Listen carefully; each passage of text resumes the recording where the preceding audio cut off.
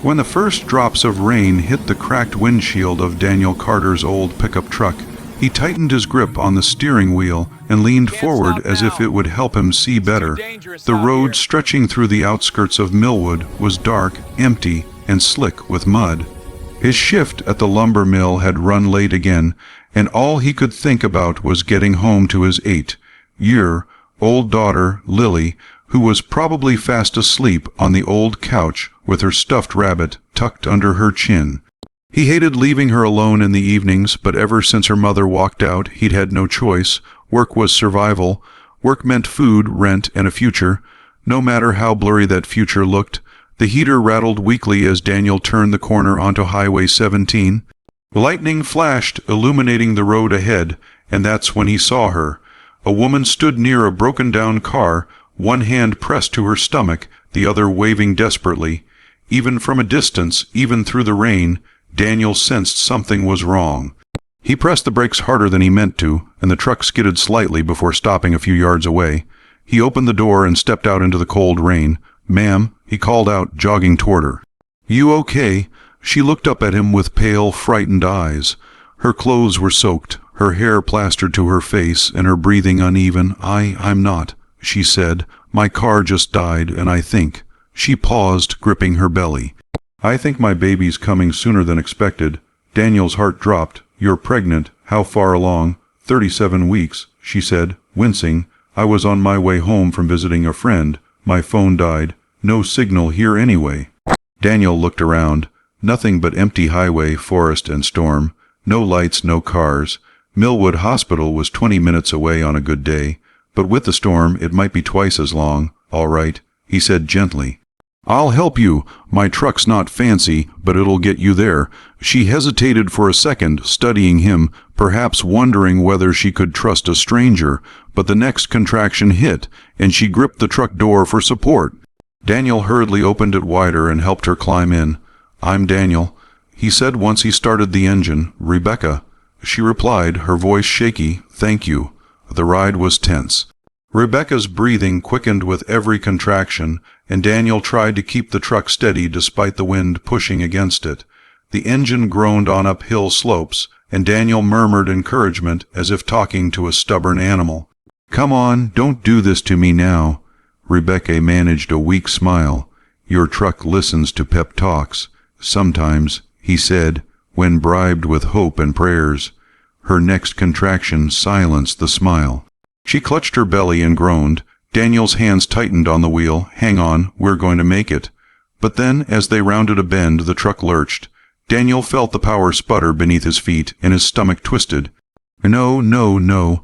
He tried giving it more gas, but the truck coughed and slowed. Rebecca looked panicked. "What's happening?" "Engine trouble." Daniel muttered, "She's old, but don't worry, we'll figure something out." The truck coasted to a stop beside the forest. Rain hammered the roof like falling stones. Daniel leaned back, breathing deeply. He couldn't believe this was happening. Not now. Not with someone's life depending on him. He turned to Rebecca. "Stay here. I'll see if I can fix it." He stepped out into the storm, rain instantly soaking his clothes. He popped the hood and peered inside, though the darkness made it nearly impossible to see.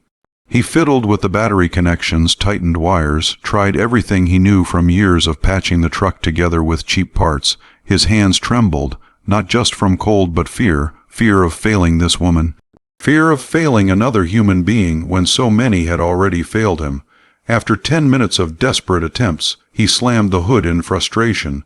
"Please," he whispered to the truck. "I need you. She needs you." He climbed back in. "Good news or bad?" Rebecca asked, attempting humor through her pain. "Bad," he admitted. "But we're not stuck. There's an old cabin half a mile up the road, abandoned, but it has a roof and maybe a fireplace. I've used it before when the truck overheated. We'll wait the storm out, and I'll try again later. I'll carry you if I have to." She looked at him with wide eyes. "You don't even know me. Why are you helping me so much?" Daniel met her gaze. "Because someone needs help, and that's enough." Rain beat down relentlessly as Daniel helped her down from the truck. Her contractions were getting stronger, and she clung to him for balance. They trudged through mud and darkness. until the dim outline of the cabin emerged. Daniel kicked the swollen door open and guided her inside. The interior was dusty, with broken furniture and cobwebs draped like curtains. But it had shelter. Daniel quickly gathered old logs and managed to coax a fire to life. Warmth filled the space, crackling and glowing. Rebecca sat on a blanket Daniel spread on the floor, her breathing rhythmic but strained. "You've done this before?" she asked. "Deliver a baby? No," he said. "Take care of someone scared? Yeah. My daughter gets night terrors. You're a single dad? Yeah. Been that way since Lily was 4. Her mom left." He shrugged. "Guess responsibility wasn't her thing." Rebecca softened. "I'm sorry." Daniel shook his head. "It's life." Her next contraction made her cry out, and Daniel knelt beside her. "I called for help earlier," he lied gently. "Someone will get here." But there was no signal. They were alone. Minutes stretched into hours. Rebecca's contractions grew closer, sharper. She gripped Daniel's hand so tightly he thought it might break, but he never pulled away. He wiped sweat from her forehead, whispered encouragement, and kept the fire blazing. And then, in the dead silence between thunder, her water broke. Panic flared inside him, but he forced his voice to stay calm. Okay, breathe.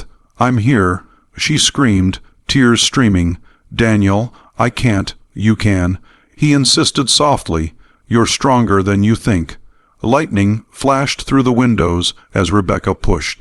Daniel supported her, his own heart thundering worse than the storm outside. After what felt like an eternity, a cry pierced the cabin. A tiny, beautiful cry.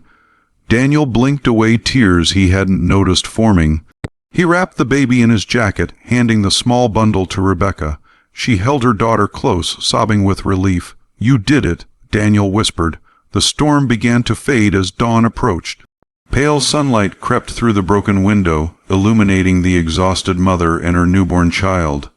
"Daniel," Rebecca whispered, her voice fragile, "you saved us." He shook his head. "You saved her. I just helped." Hours later, once the rain thinned, Daniel managed to get the truck working enough to reach the hospital. He carried both mother and baby inside, ignoring the pain in his arms and back. Doctors rushed them in. Nurses thanked him. Rebecca clung to his hand briefly. "Please don't leave yet." "I need to pick up Lily," he said, "but I'll come back to check on you." "And I'll be waiting," she replied softly. Daniel returned that evening with Lily, who shyly held a stuffed rabbit as a gift for the newborn. When they stepped into the room, Rebecca's face lit up, but Daniel froze when he noticed the badge on the table. Judge Rebecca Whitmore. His breath caught. His throat tightened. He knew the name. He'd seen it on the papers delivered to his house 2 weeks ago. The ones about losing custody of Lily because of unstable income, unsafe living conditions, and frequent absences due to work. Those warnings were signed by Judge Rebecca Whitmore. Rebecca saw the fear in his eyes. "Daniel," she said gently, "I can explain." He stepped back. You're the judge, the one deciding whether they take my daughter from me." She nodded painfully. "Yes, but I didn't know it was you. Not until you left earlier and I remembered your name." Lily clutched Daniel's hand. "Daddy," Daniel swallowed hard. "It's okay, sweetie." Rebecca reached toward him slowly. "Daniel, you saved my life. You saved my baby. And more importantly, you showed me something today I needed to see, who you are outside the courtroom." Daniel's voice cracked. "Does it change anything?" "It changes everything," Rebecca said. "I saw a man who risked his life for a stranger, a man who calmed someone in pain, found warmth in a storm, and delivered a baby with nothing but kindness guiding him. You are not an unfit father. You are one of the strongest men I've ever met." Daniel felt tears burning his eyes. Rebecca continued, "I'm revising everything, not because I owe you, but because the system nearly punished a good father who loves his daughter. I won't let that happen." Daniel exhaled shakily. Lily hugged his leg. Rebecca looked at Lily and smiled. "You have an incredible dad." Lily nodded. "He's my hero." In the weeks that followed, Rebecca and Daniel saw each other often, initially for follow-up hospital checks and paperwork, but soon for coffee, walks at the park, and conversations that seemed to run endlessly. There was a warmth between them neither expected, a quiet bond forged in fear, trust, and the stormy night that changed both their lives. Months later, when Rebecca's daughter took her first steps, Daniel and Lily were there.